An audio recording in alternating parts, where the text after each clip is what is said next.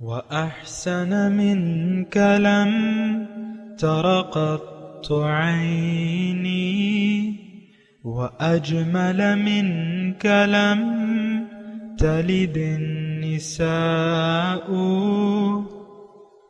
خلقت مبرأ من كل عيب خلقت مبرأ من كل عيب كأنك قد خلقت كما تشاء.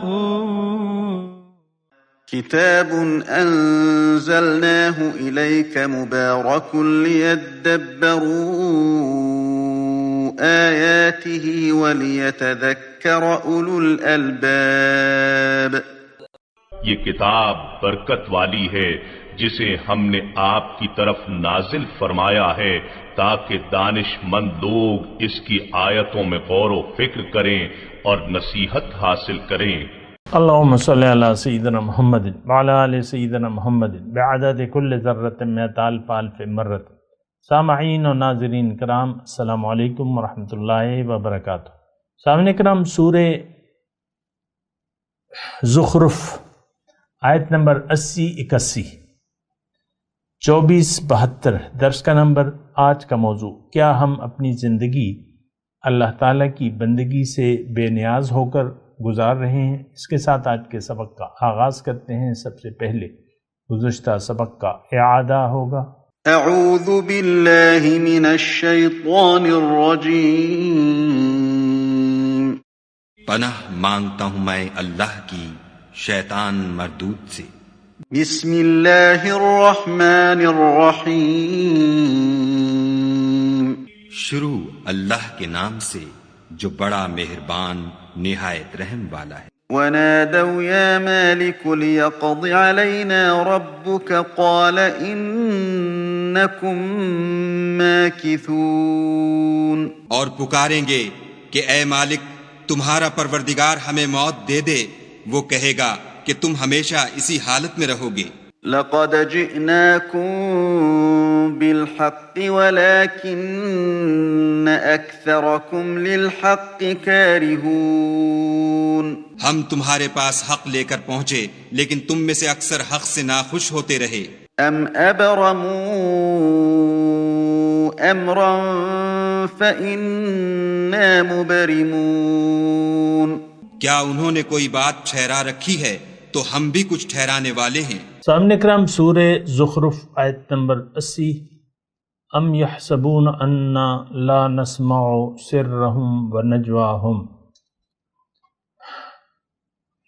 کیا ان کا کیا خیال ہے کہ ہم ان کی پوشیدہ باتوں اور سرگوشیوں کو نہیں سنتا؟ بلا کیوں نہیں. وَرُسُلُنَا لَدَيْهِمْ يَكْتُبُونَ. ہم سب سنتے ہیں اور ہمارے فرشتے ان کی سب باتیں لکھ لیتے ہیں. قُلْ إِنْ كَانَ لِلرَّحْمَنِ وَلَدٌ فَأَنَا أَوَّلُ الْعَابِدِينَ.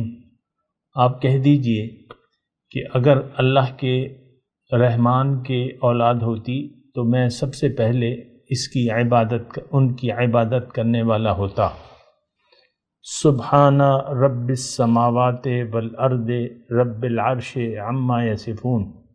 یہ جو کچھ بیان کرتے ہیں، سبحان پاک ہے وہ ذات جو رب ہے آسمانوں کی اور زمین کی. رب العرش، عرش کا مالک ہے، ان سب باتوں سے پاک ہے جو یہ بیان کرتے ہیں. فَذَرْهُمْ يَخُوضُوا وَيَلْعَبُوا. تو آپ ان کو چھوڑ دیجئے کہ بک بک کریں اور کھیلیں. یخوضوا شغل کو کہتے ہیں، یلعبوا کھیل. حَتَّى يُلَاقُوا يَوْمَهُمُ الَّذِي يُوعَدُونَ. یہاں تک کہ جس دن کا ان سے وعدہ کیا جا رہا ہے وہ اس کو دیکھ لیں. سامعین کرام، دیکھیں مضمون جو ہے یعنی بالکل واضح ہے اور مطالبہ بندگی کا ہے. تمام معبودوں کو چھوڑ کے ایک حق معبود کے سامنے سر جھکانے کا معاملہ ہے جس کو آج کے مسلمان ماننے کے لیے تیار نہیں ہیں۔ دیکھیں کافروں کی طرف اس قرآن کو منسوب کرنا، جبکہ وہ صفات ہم میں موجود ہوں تو پھر یہ انصاف نہ ہوگا۔ جو کافرانہ اور مشرکانہ صفات ہیں اگر ہم اس کو اپنا لیں، یعنی آج کا مسلمان، اور پھر اس مضمون کو صرف کافروں کی طرف یا مشرکین مکہ تک محدود کر دے تو یہ انصاف کا تقاضا نہیں ہے۔ دیکھیں بات تو ایک ہے کلیئر کہ لا معبود الا اللہ، اللہ کے سوا کوئی معبود نہیں ہے، اللہ کے سوا کوئی مقصود نہیں ہے، اللہ کے سوا کوئی محبوب نہیں ہے۔ تو دیکھیں یہ بات ہماری سمجھ میں نہیں آتی، ہم قرآن کو ادھر ادھر سے لے جاتے رہتے ہیں، کبھی ادھر سے پکڑتے ہیں، کبھی اس طرف سے پکڑتے ہیں، اپنے آپ پر اس کو لاگو کرنے کی کوشش نہیں کرتے۔ اب مثال کے طور پہ یہاں فَذَرْهُمْ يَخُوضُوا وَيَلْعَبُوا، تو یہ بات تو ہمارے بارے میں اللہ تعالیٰ نے قرآن میں فرمائی ہے، وَذَرِ الَّذِينَ اتَّخَذُوا دِينَهُمْ لَهْوًا وَلَعِبًا وَغَرَّتْهُمُ الْحَيَاةُ الدُّنْيَا۔ آپ چھوڑ دیں اے داعی، ان لوگوں کا پیچھا چھوڑ دو جنہوں نے اپنے دین کو کھیل تماشا بنا لیا ہے اور دنیا کی زندگی نے ان کو دھوکے میں ڈال دیا ہے۔ آپ یہ نہیں کہہ سکتے کہ دین کے ساتھ ہم نے کھلواڑ نہیں کیا ہے۔ دیکھیں بالکل واضح بات ہے کہ قرآن کو ہم نے چھوڑ دیا ہے کتاب ہدایت کے طور پہ۔ قرآن اس وقت ہمارے لیے کتاب ہدایت نہیں ہے، یہ تمام آیات، یعنی دیکھیں یہ ساری آیات ہم پر فٹ ہوتی ہیں۔ مثال کے طور پہ جو پہلی آیت ہے ام یحسبون، دیکھیں یہ بھی آپ کو میں بات بتا دوں، بات ہو رہی ہے مجرموں کی، اور یہ تمام جو آخری آیات ہیں یہ تمام مجرمین کے لیے اس میں نصیحت ہے۔ ان المجرمین فی عذاب جہنم خالدون، جو آیت نمبر 74 سے مضمون شروع ہوا ہے۔ مجرم کون ہے، مسلم کون ہے، اللہ کی عطا سے میں نے گزشتہ سبق میں اس پہ بات کی تھی۔ تو آج کا جو سبق ہے، اللہ تعالیٰ ام یحسبون، کیا خیال ہے ان کا،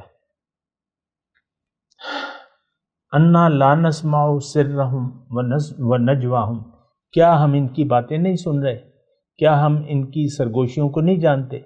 بلا، یعنی بلا کا مطلب یہ خیال غلط ہے اگر تو دیکھیں آج میں تو دیکھیں آپ میں ہی رہ رہا ہوں، آپ ہی اسی معاشرے کا ایک حصہ ہوں، اور میں یہ چیلنج کے طور پہ کہتا ہوں، تصدیق کر کے کہتا ہوں کہ آج کا مسلمان یہ خیال کرتا ہے کہ اللہ تعالیٰ نہ مجھے سن رہا ہے نہ میرے دل کے منصوبوں سے واقف ہے۔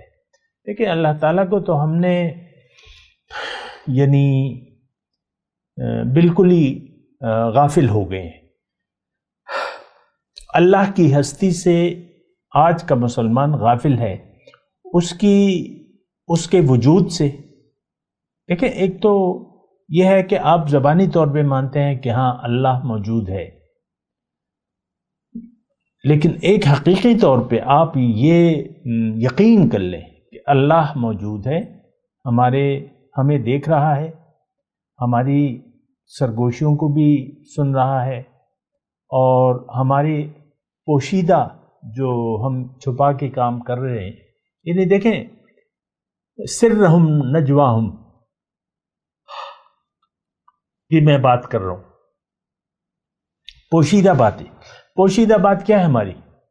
پوشیدہ باتیں تو بالکل زبان سے وہی شعر ہے نا کہ زبان سے کہہ بھی دیا لا الہ تو کیا حاصل، دل و نگاہ جو مسلمان نہیں تو کچھ بھی نہیں۔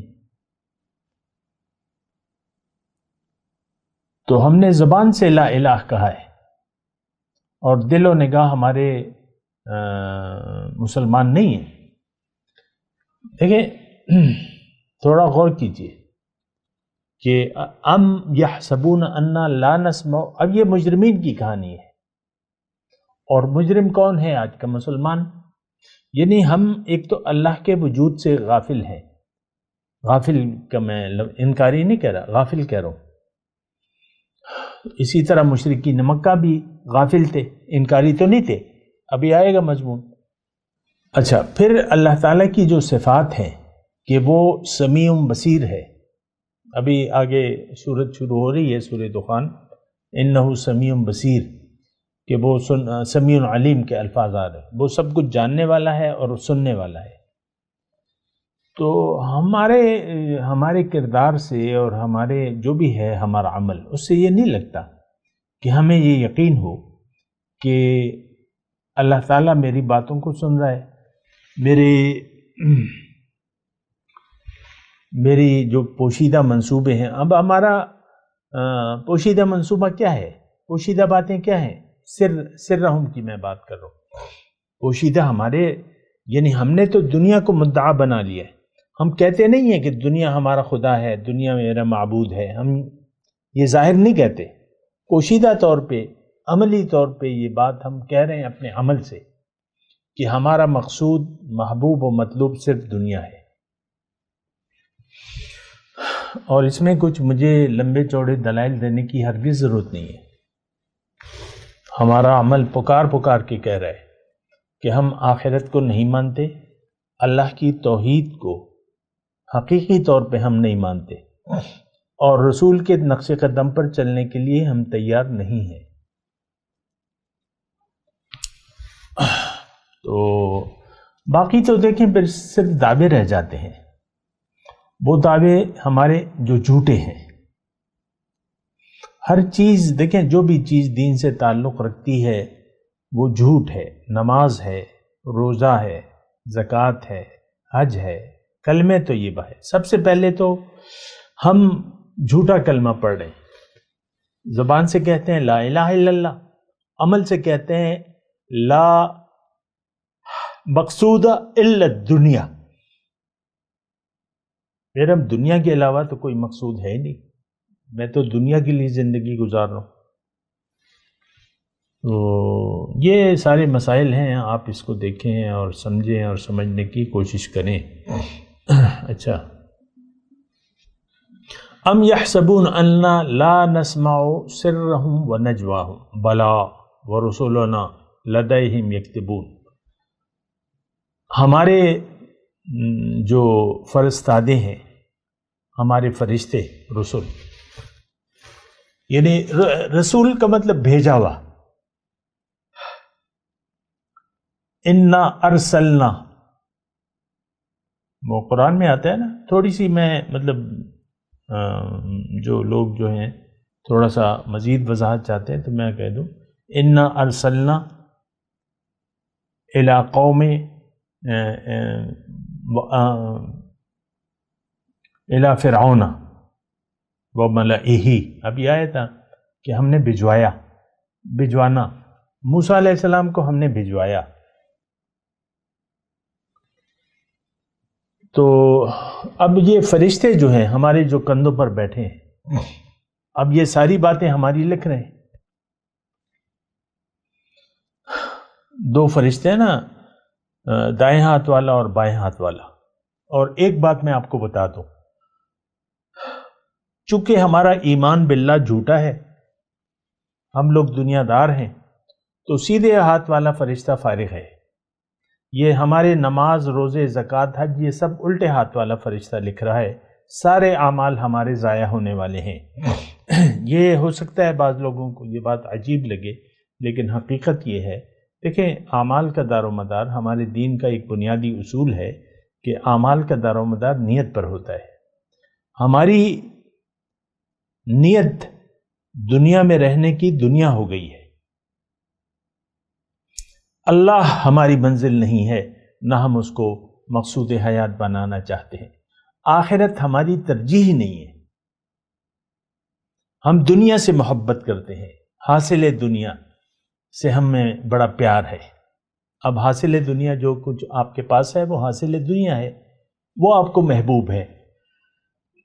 تو اب یہ نیت اگر آپ کی بگڑ گئی، دیکھیں اس کا مثال ایسے ہے کہ دنیا ایک سفر ہے. تھوڑی سی توجہ میں اللہ کی عطا سے ایک بات واضح طور پہ آپ کو واضح کرنا چاہتا ہوں کہ یہ اعمال صالحہ یعنی جو برائے نام اعمال ہم کر رہے ہیں جو بھی ہیں، چلیں نیک اعمال لکھ دیے، کہہ دیں آپ نیک اعمال، نمازیں، 5 وقت کی نمازیں، مہینے بھر کے روزے، پھر سال بھر کی زکوٰۃ اور حج اور عمرہ. تو مثال دے رہا ہوں آپ، آسان سی مثال. ایک ڈرائیور ہے، اس کو ایک منزل ہے اور 24 گھنٹے کا سفر ہے. وہ 24 گھنٹے سفر کرتا ہے. 2 ڈرائیور ہیں، لگا لیں مثال ہے، چھوٹی سی مثال ہے، آسان ہے. 2 ڈرائیور ہیں. ایک غلط راستے پر شروع کر دیتا ہے سفر، منزل یعنی جہاں جانا ہے اس طرف رخ نہیں کرتا، اس کے اپوزٹ گاڑی کو ڈال دیتا ہے. اور ایک ڈرائیور ہے وہ منزل پر یعنی منزل کے راستے پر گاڑی ڈال دیتا ہے. دونوں 24 گھنٹے سفر کرتے ہیں. 24 گھنٹے کا سفر ہے. اب آپ مجھے بتائیں کہ اس میں منزل تک کیا دونوں ڈرائیور پہنچ جائیں گے؟ نہیں. اس نے بھی 24 گھنٹے سفر کیا، اس نے بھی کیا، لیکن یہ تو منزل ہی بھٹک گیا. یہ جو یعنی جو 24 گھنٹے جو ڈرائیور، اس نے غلط منزل کا انتخاب کر لیا. تو یہ تو نہیں پہنچے گا. 24 نہیں 36 گھنٹے، 36 نہیں 48 گھنٹے، 48 نہیں 500 گھنٹے اگر یہ سفر کر لے منزل تک نہیں پہنچے گا. یہ مثال ہے. ہم نے منزل بنا لیا ہے دنیا کو. اللہ کا فرمان ہے کہ منزل میں ہوں، آخرت ترجیح ہے. وَأَنَّ إِلَىٰ رَبِّكَ الْمُنْتَهَىٰ، تمہارا جانا رب کے پاس ہے. تم نے رب کے راستے پر سفر کرنا ہے. تو یہ ہم جو دینی کام کرتے ہیں، میں آہستگی سے آپ کو بتا رہا ہوں، تو ٹھیک ہے یہ زیادہ راہ ہے، یہ نیک کام تو ہیں، لیکن اگر آپ کی نیت بگڑ گئی، آپ نے منزل کا انتخاب غلط کر لیا، دنیا کو لعنتی دنیا کو منزل بنا لیا، تو کرتے رہیں، پڑھتے رہیں نمازیں. حبطت اعمالہم کے الفاظ ہیں، یہ بات اچھے طریقے سے نوٹ کر لیں. اعمال ضائع ہو جائیں گے. بہرحال بلا ورسلنا لدیہم یکتبون، تو ایک نقطہ میں بیان کر رہا تھا اور اس کا خلاصہ یہی ہے کہ ہمارا تو سیدھے ہاتھ والا فرشتہ فارغ بیٹھا ہوا ہے. ہم نے تو منزل ہی کھو دی ہے. ہم نے تو دنیا کو منزل بنا لیا ہے. ہم تو اللہ کے راستے پر نہیں ہیں. جو دین ہے یہ ہمارے لیے پک اینڈ چوز والا معاملہ ہے. کھیل تماشا بنا لیا ہے ہم نے. صاحب جی بیٹھے ہوئے ہیں دفتر میں، گریڈ 18 کے یا گریڈ 20 کے. ہر سائل کے کام کا ریٹ مقرر ہے. فلانا کام ہوگا یہ 5,000 میں ہو جائے گا، فلانا کام ہوگا یہ 1 لاکھ میں ہو جائے گا، فلانا کام ہوگا تو یہ 5 لاکھ رشوت لے کے ہوگا. اور صاحب جی کے ماتھے پہ گٹا پڑا ہوا ہے سجدوں کا جبکہ حضور فرماتے ہیں الراشی والمرتشی فی النار، رشوت لینے دینے والا دونوں جہنم میں ہوں گے. اور صاحب جی نے تو باقاعدہ ریٹ لگائے ہوئے. دوپہر کی نماز کا وقت ہوتا ہے، ایک سائل آیا ہوا ہے، 4 لاکھ روپے مانگے جا رہے ہیں. سائل کہتا ہے میں 3 لاکھ دے رہا ہوں. صاحب راضی نہیں ہوتی. تو بہرحال اتنے میں اذان ہوتی ہے. صاحب جی کہتے ہیں چلو پہلے نماز پڑھ لو پھر آ کے بات کرتے ہیں.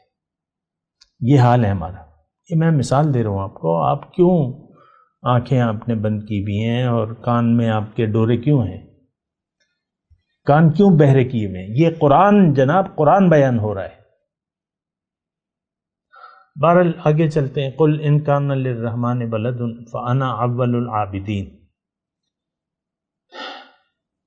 کہ اگر رحمان کا بیٹا ہوتا، ان سے آپ کہہ دیجئے تو میں سب سے پہلے عبادت کرنے والا ہوتا. اس میں اب ان لوگوں، دیکھیں میں نے آپ کو اس صورت کے آغاز میں ایک بات کہی تھی، اگر آپ کو یاد ہو، اور یہ دوبارہ میں کہہ رہا ہوں کہ شرک کی اقسام مختلف ہو سکتی ہیں. گمراہی کی اقسام مختلف ہو سکتی ہیں، لیکن گمراہی گمراہی ہے۔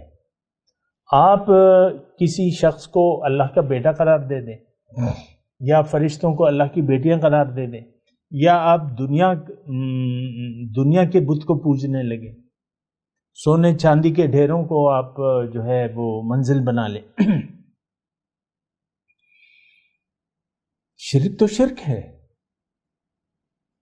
وَاعْبُدُوا اللَّهَ وَلَا تُشْرِكُوا بِهِ شَيْئًا، اللہ فرماتا ہے کہ اللہ کی خالص اللہ کی بندگی کرو، اس کی بندگی میں کسی کو بھی شریک نہ کرو۔ شرک فی الاطاعت اور شرک فی المحبت، یہ ہمارے جڑوں میں ہے، ہمارے دل میں ہے۔ ہماری محبت، ہمیں محبوب نہ اللہ ہے اور نہ اللہ ہمارا معبود ہے، نہ ہم اس کے حکم کے سامنے سر جھکانے کے لیے تیار ہے۔ یہاں پہ رحمان کے بیٹے کی بات ہو رہی ہے، ٹھیک ہے، میں مانتا ہوں ہم یہ شرک نہیں کرتے، لیکن نفس کو تو ہم نے اپنا معبود بنا لیا ہے، ہم تو من چاہی زندگی گزار رہے ہیں۔ کیا بس مشرک وہی ہیں جو رحمان کے لیے اولاد ثابت کریں اور لوگ باقی دلے دلائے ہیں؟ ایسا تو نہیں ہے۔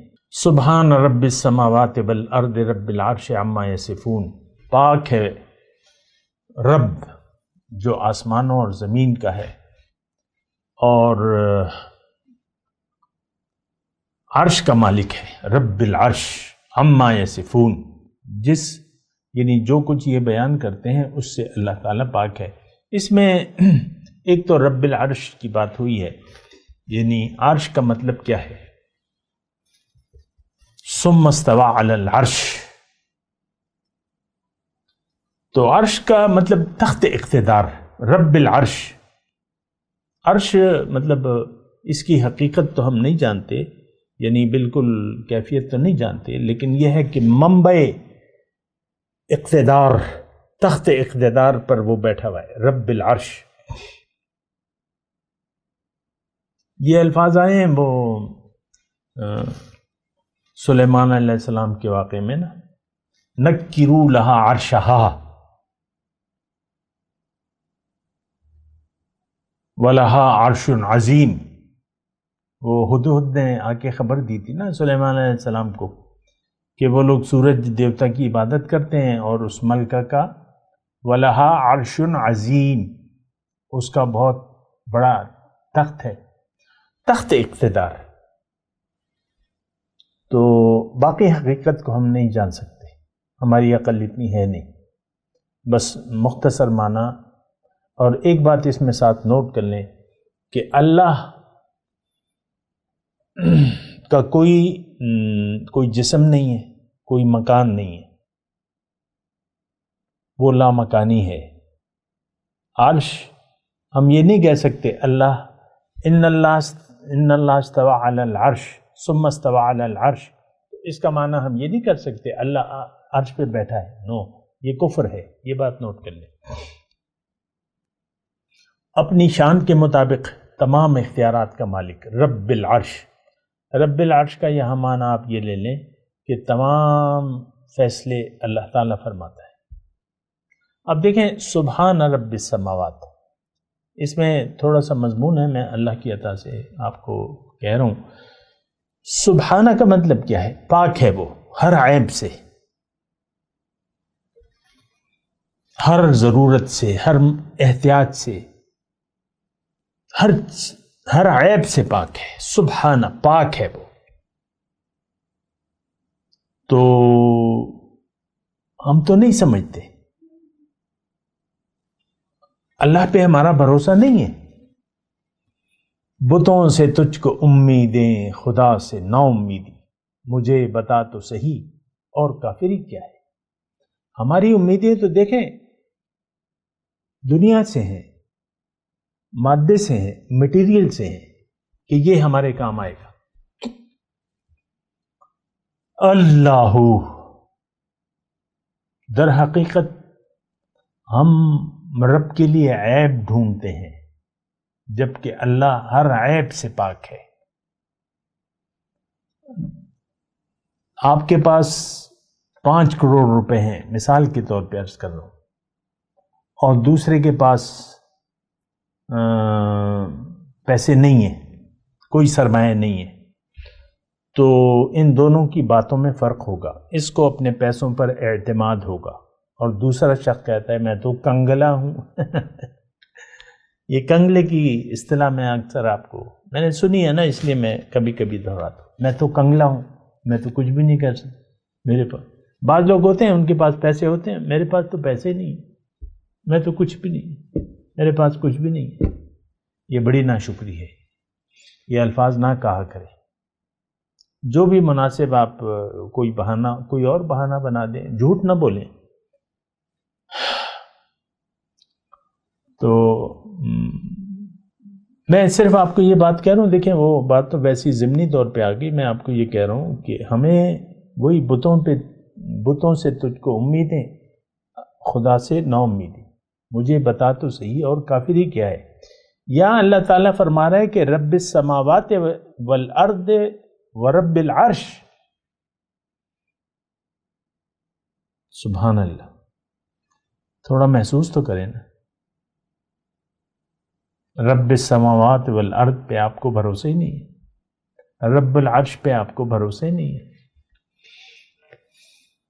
یہ سارا دیکھیں، یہ شرک کا جو سسٹم ہوتا ہے کہ ہم غیروں سے امید لگا لیتے ہیں، حرام کرتے ہیں، اللہ کے قرآن کو چھوڑ دیا، تو یہ دنیا کی وجہ سے ہوتا ہے، دنیا کی لالچ کی وجہ سے ہوتا ہے، دنیا کی محبت کی وجہ سے ہوتا ہے. ساری قدرت کا مالک ایک ذات ہے، ہر چیز پر قادر ہے. ان اللہ علی کل شیء قدیر، فعال لما یرید ہے، جو چاہتا ہے کر دیتا ہے. فرعون کو ایک یعنی موسیٰ علیہ السلام کی کیا ظاہری حیثیت تھی،